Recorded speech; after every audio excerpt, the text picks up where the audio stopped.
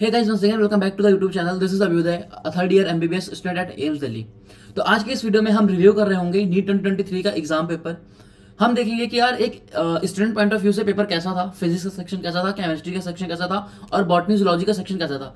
I know आप में से बहुत लोगों ने अभी तक रिव्यू वीडियो, एनालिसिस वीडियो बहुत सारे देखे होंगे, पर अभी आपके पास बहुत ज़्यादा फ्री टाइम है। अभी आप जस्ट पेपर देके आए हो, आपने कुछ पढ़ने का मन नहीं कर रहा होगा। जिन लोगों का बहुत अच्छा नंबर आया होगा आंसर की से मिला के, उनके लिए बहुत अच्छा बात, उनको कुछ करने का मन नहीं कर रहा होगा।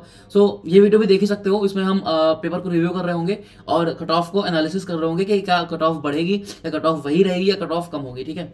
सो यार पर्सनली अगर मैं बताऊं तो मुझे क्या लगा, तो फिजिक्स का पेपर अगर मैं पिछले साल से कंपेयर करूं जो कि 2022 का पेपर था, तो यार पेपर काफ़ी इजी था। मतलब फिजिक्स का पोर्शन मुझे कुछ ऐसा खास टफ नहीं लगा। हाँ, कुछ स्टेटमेंट वाइज क्वेश्चन जरूर थे, पर वो क्वेश्चन बहुत ही इजी हैं। मतलब आपने अगर एनसीईआरटी नहीं भी पढ़ी होगी, तो अगर आपको बेसिक सेंस ऑफ नॉलेज होगा तो भी आप वो क्वेश्चन कर पाओगे। ठीक है।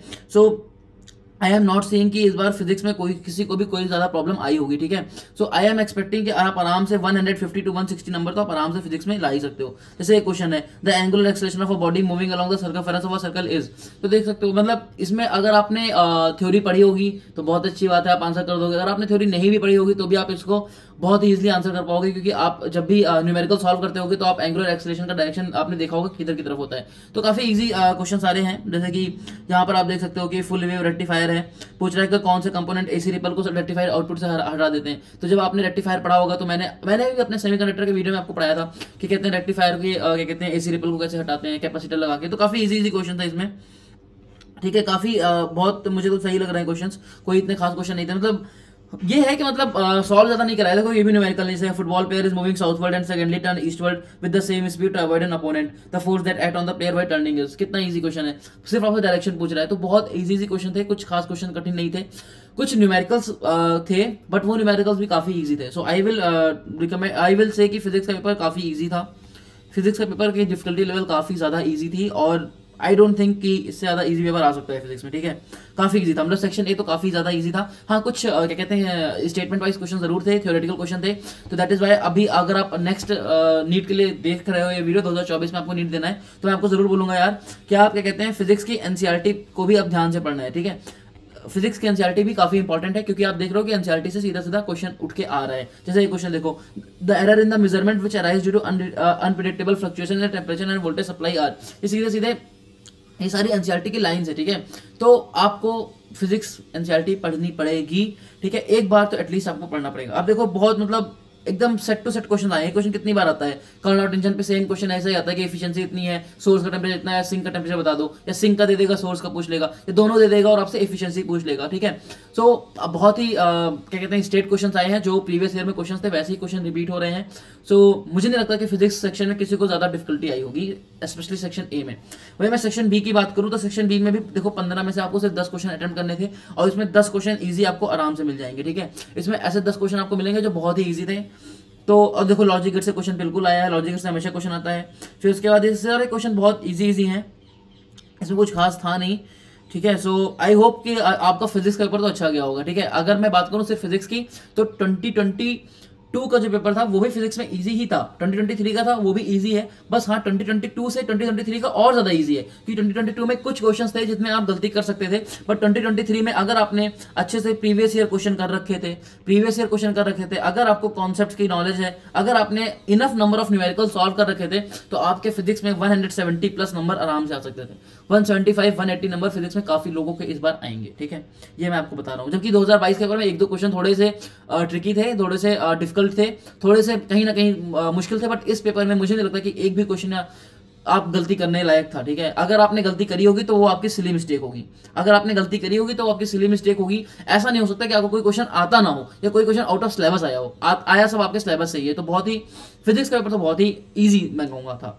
तो हम अपने केमिस्ट्री के एनालिसिस के ऊपर बढ़ें उससे पहले मैं आपको बताना चाहता हूँ नीट प्रेप के 3 कोर्सेज अवेलेबल हैं, टारगेट कोर्स, न्यूक्लियस कोर्स और कॉन्क्योर कोर्स। ये तीनों कोर्सेज आपको नीट प्रेप के वेबसाइट पर मिल जाएंगे। उसका जो लिंक है वो भी आपको गूगल फॉर्म का डिस्क्रिप्शन में मिल जाएगा। देन अगर मैं उसके आगे बात करूँ तो ऐसा कुछ आपको इंटरफेस दिखेगा जहां पर आप अपने मनपसंद चैप्टर आपको सेलेक्ट कर सकते हो।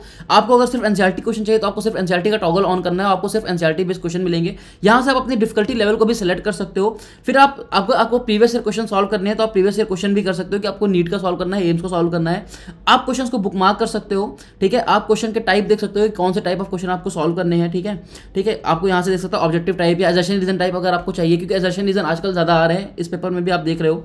साथ ही साथ आपको यहाँ पर NCERT show me in NCERT का फीचर दिख जाएगा कि एनसीईआरटी में वो कहां पर दिया है, या आपको शो मी इन वीडियो में भी दिख जाएगा कहां पर दिया है, और एक्सप्लेनेशन भी मिलेगा। तो आपको एक बहुत ही अच्छा एकदम बेस्ट क्वेश्चन बैंक आपको मिल रहा होगा नीट प्रेप का। तो आप इसको जरूर चेकआउट करिए। 3 बैचेस मैंने आपको बता रखे हैं, टारगेट बैच, न्यूक्लियस बैच और कॉन्क्योर बैच है। कॉन्क्योर कोर्स के अंदर आपको क्या कहते हैं हाई लेवल वीडियोस भी मिलेंगे, जिसके आप इन डाउट क्या कहते हैं वीडियोस के अंदर ही आप डाउट अपने पूछ सकते हो। सो आप इस कोर्स को जरूर देखिएगा और उसको चेकआउट करिए। इसका जो लिंक है वो डिस्क्रिप्शन में आपको मिल जाएगा। अब मैं आता हूं केमिस्ट्री पे। तो केमिस्ट्री को अगर मैं देखूं तो देखो केमिस्ट्री में मैंने जो एनालाइज किया कि यार इसमें भी स्टेटमेंट वाइज क्वेश्चन बहुत सारे आए हैं। देखो एजर्शन रीजन बहुत आ रखा है, ठीक है, एजर्शन रीजन आ रखा है। फिर ये देखो एंटो मॉलिक्यूल का क्या कहते हैं करेक्ट ऑर्डर ऑफ एनर्जीज पूछ रखा है। तो कहीं ना कहीं केमिस्ट्री का पेपर मैं कह सकता हूँ थोड़ा मॉडरेट था, मॉडरेट लेवल पे था, ठीक है, मॉडरेट लेवल पे था। और कहीं ना कहीं जो एग्जाम का प्रेशर होता है वो केमिस्ट्री को मॉडरेट से डिफिकल्ट बना ही देता है। कि जब आप एग्जाम में पेपर दे रहे होते हो तो जो इजी चीज होती है वो मॉडरेट लगती है, जो मॉडरेट होती है वो डिफिकल्ट लगती है, और जो डिफिकल्ट होती है वो वेरी वेरी डिफिकल्ट लगती है, ठीक है। ये क्योंकि एग्जाम का प्रेशर भी बहुत ज्यादा होता है। सो केमिस्ट्री सेक्शन में मैं अगर बताऊं तो ये ओवरऑल पेपर जो था वो मॉडरेट था, ओवरऑल पेपर मॉडरेट था, ठीक है। अगर मैं उसमें भी तीनों अलग अलग पार्ट्स में आऊं तो मुझे जो पर्सनली लगी कि फिजिकल केमिस्ट्री ठीक थी। फिजिकल केमिस्ट्री में जैसे क्वेश्चंस आते हैं वैसे ही थे, बस थोड़े क्वेश्चंस इसमें क्या कहते हैं इन्होंने थ्योरेटिकल भी पूछ लिए, ठीक है। फिजिकल में इन्होंने थोड़े क्वेश्चन थ्योरेटिकल पूछ लिए, नहीं तो फिजिकल केमिस्ट्री जैसे आती थी वैसे ही आई हुई है, ठीक है। ज्यादातर क्वेश्चन आपके वही न्यूमेरिकल वाले ही हैं और कुछ क्वेश्चन आपके थ्योरी वाले हैं, ठीक है। और बाकी अगर मैं बात करूं और तो मुझे कुछ खास दिख नहीं रहा। देखो बहुत सारे स्टेटमेंट वाले क्वेश्चन हैं, इनमें से कितने सारे सही स्टेटमेंट्स हैं। तो कहीं ना कहीं मैं एक ट्रेंड देख रहा हूं। ये देखो फिर स्टेट्स ऑफ मैटर से भी ऐसा क्वेश्चन पूछा है इन्होंने। तो मैं जो देख पा रहा हूं वो यही चीज देख पा रहा हूं यार कि इन्होंने क्या किया है कि पहले क्या होता था, पहले न्यूमेरिकल क्वेश्चन ज्यादा आते थे, ठीक है। पहले न्यूमेरिकल क्वेश्चन ज्यादा आते थे तो लोग सोचते थे कि भाई एनसीईआरटी बिना पढ़े काम चल जाएगा, न्यूमेरिकल क्वेश्चन तो कॉन्सेप्ट बेस्ड होते हैं। बट अब इन्होंने क्या किया है, न्यूमेरिकल से इन्होंने शिफ्ट मार दी है थोड़ी थ्योरी की तरफ, इन्होंने थोड़ी थ्योरी की तरफ शिफ्ट मारी है। इन्होंने फिजिक्स में भी वही किया कि न्यूमेरिकल्स कम देकर थ्योरी ज्यादा दो, केमिस्ट्री में भी वही कर रहे हैं, न्यूमेरिकल्स कम देकर थ्योरी ज्यादा देते हैं। क्योंकि पहले के जब मैं पेपर देता था, या मतलब मेरे समय पे क्या होता था 2019 2020 में या 2018 में, आप फिजिकल केमिस्ट्री में शायद ही, मैं आपको बता रहा हूँ ना, शायद ही आपको थ्योरेटिकल क्वेश्चन मिले, नहीं तो सारे क्वेश्चन कॉन्सेप्चुअल होते थे, न्यूमेरिकल होते थे, जो न्यूमेरिकल बेस्ड होते थे। अभी आप देख रहे हो कि बहुत सारे क्वेश्चन थ्योरेटिकल भी आ रहे हैं। So that is why this is important कि आप अगले नीट के लिए ये सीख लो कि आपको फिजिकल केमिस्ट्री की एनसीईआरटी भी पढ़नी है। वही मैं बात करूं इनऑर्गेनिक केमिस्ट्री की, तो इनऑर्गेनिक केमिस्ट्री यस मॉडरेट थी। अगर आपने इनऑर्गेनिक केमिस्ट्री बहुत अच्छे से डिटेल में पढ़ी होगी तो आप जरूर सॉल्व करोगे। इवन जो मैंने 10 मिनट वीडियोस में पढ़ाया था वो भी इनफ था, बट इन्होंने काफी अंदर से चीजें पूछी, कुछ क्वेश्चन बहुत अंदर से पूछे, मतलब एकदम स्टैट क्वेश्चन पूछा जो आपको याद होगा तभी आप कर पाओगे, ठीक है। और वैसे भी इनऑर्गेनिक में आपको याद करना ही लोग एक्सपेक्ट करते हैं कि आप याद करके आए होगे चीजें, ठीक है। सो इनऑर्गेनिक केमिस्ट्री वैसे ही थी, थोड़ी अंदर जाके पूछी हुई थी। और मैं देख भी रहा हूं कि 2020 2021 2022 2023 पिछले साल में इनऑर्गेनिक केमिस्ट्री ऐसी ही आ रही है, ठीक है। इनऑर्गेनिक केमिस्ट्री में वो अंदर से घुस के ही पूछ रहे हैं, वो ऊपर से नहीं पूछ रहे हैं, ठीक है। सो इनऑर्गेनिक केमिस्ट्री के लिए आपको एनसीईआरटी पढ़नी ही पड़ेगी और अच्छे से पढ़नी पड़ेगी। बट ये एक चीज जरूर है कि inorganic chemistry, physical chemistry, organic chemistry कहीं भी एनसीईआरटी से बाहर नहीं आ रहा है। जो भी चीज एनसीईआरटी में दी हुई है उतनी ही चीजें वो पूछ रहा है, ठीक है। उसके बाद अगर मैं बात करूं ऑर्गेनिक केमिस्ट्री की, तो ऑर्गेनिक केमिस्ट्री भी इस बार एनसीईआरटी बेस्ड ही है।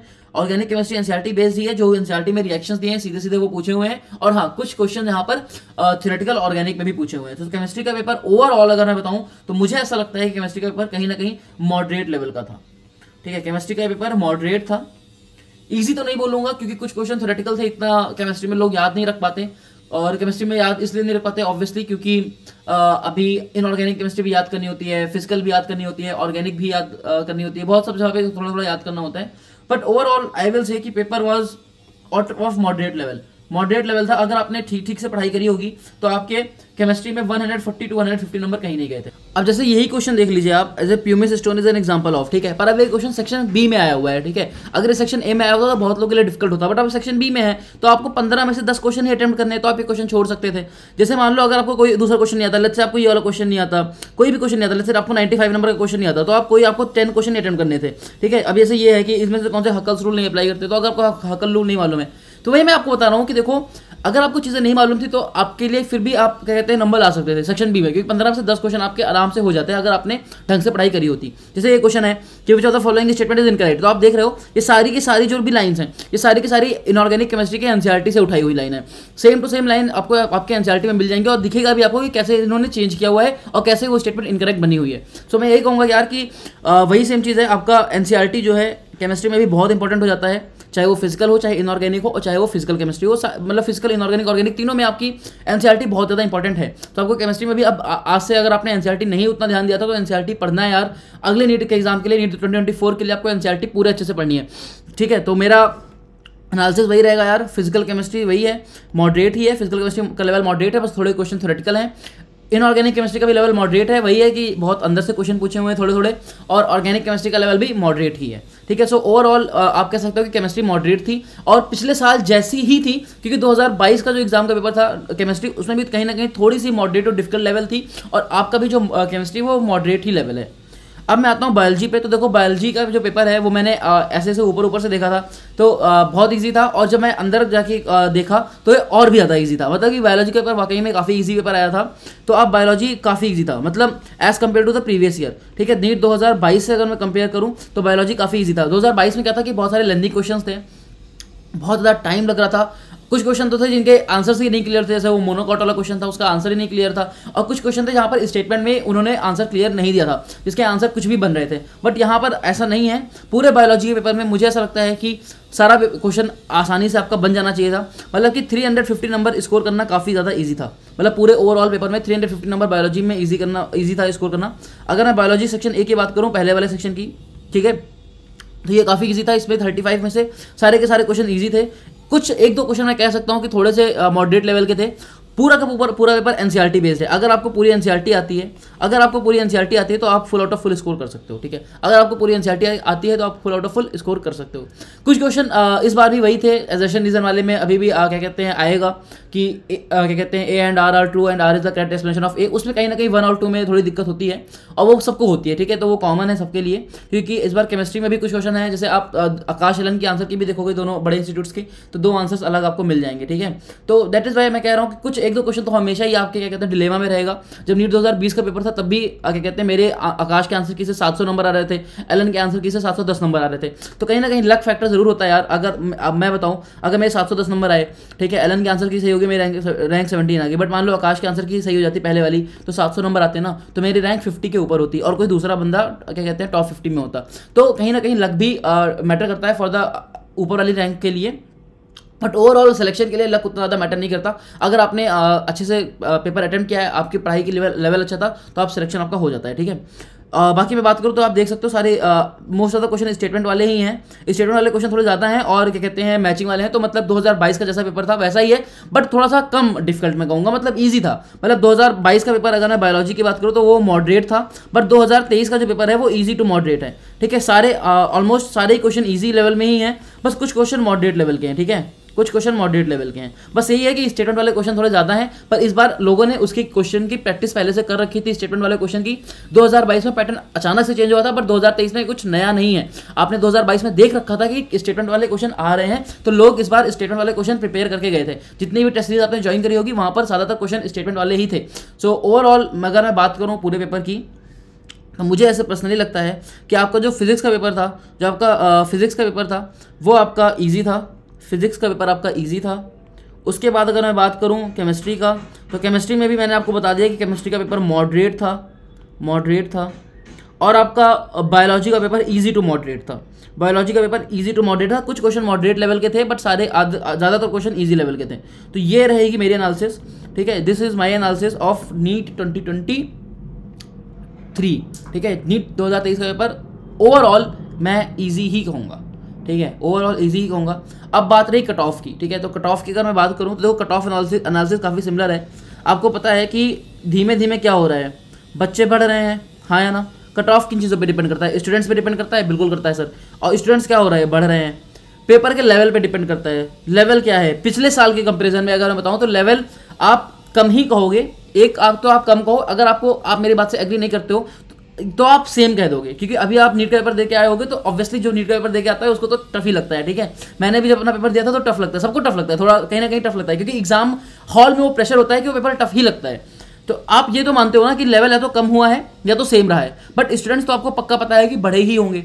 सो आप मुझे खुद बताओ कि दो चीज़ें जो मेन चीज़ें जिस पर कट ऑफ डिपेंड करता है वो स्टूडेंट्स और लेवल ऑफ पेपर पे, और तीसरी एक और चीज़ होती है जो लेवल ऑफ प्रिपरेशन होती है। इस बार देखो नीट का पेपर थोड़ा जल्दी भी हुआ है, मतलब पहले पिछली बार 17 जुलाई को हुआ था, इस बार 7 मई को हुआ है, तो इस बार अपने मेन टाइम पर हुआ है जिस टाइम पर होना चाहिए था। तो कहीं ना कहीं लेवल ऑफ प्रिपरेशन कुछ लोगों की उतनी ज़्यादा नहीं हो पाई थी। सो ओवरऑल मुझे ऐसा लगता है, अगर बताऊं तो कट ऑफ जो है वो इंक्रीज़ करेगा, बिल्कुल कट ऑफ इंक्रीज़ करेगा। जब पेपर ईजी आता है या फिर सेम लेवल का आता है तो कट ऑफ बढ़ता है। आपको अगर नहीं विश्वास हो रहा तो आप देख लो, 2018 से 2019 में कट ऑफ बढ़ा, ठीक है। 2018 से 2019 में जैसे ही आप आए कट ऑफ बढ़ गया, 2020 में गए कट ऑफ और बढ़ गया, 2021 में गए कट ऑफ और बढ़ रहा है, और 2022 में आप गए तो कट ऑफ ऑलमोस्ट कहीं सेम लेवल पे या थोड़ा सा कम हुआ। बट इस बार मैं कहूँगा कि 2022 से 2023 का कट ऑफ और ज़्यादा बढ़ेगा, ठीक है, कट ऑफ आपका बढ़ेगा।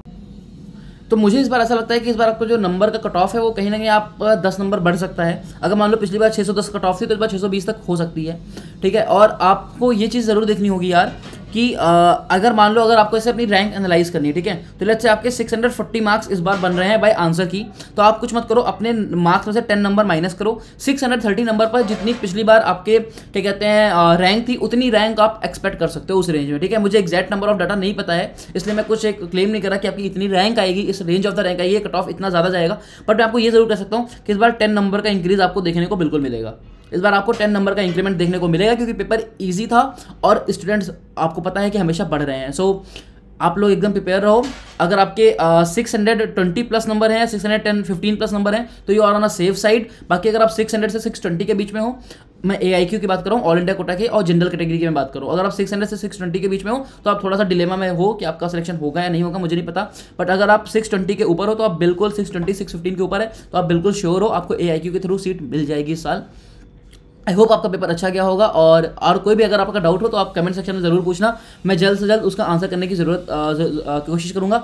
बाकी अगर आपका पेपर अगर नहीं भी उतना अच्छा गया है तो आपको यार घबराने की बात नहीं है, अभी आप 1 हफ्ते 2 हफ्ते चिल मारो, मैं उस पर वीडियो जल्द लाऊंगा कि आपको एग्जाम के बाद क्या चीज़ें करनी चाहिए। चलो बाय बाय, मिलेंगे अपने नेक्स्ट वीडियो में।